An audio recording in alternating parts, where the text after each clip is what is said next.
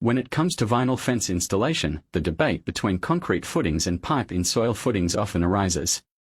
It's clear that concrete footings offer several advantages that make them a superior choice for many projects.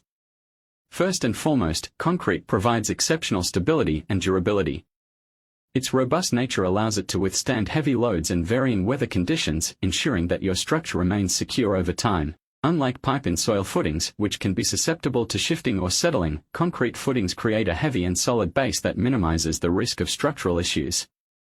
Concrete expands under excessive temperature conditions. That's why cheap companies prefer to go with pipe in soil system. They just don't want to take the risk around their inferior product that will have little to no chance of withstanding the concrete expansion after time. And if you work around the highest grade vinyl which VFM uses, you are assured your post integrity.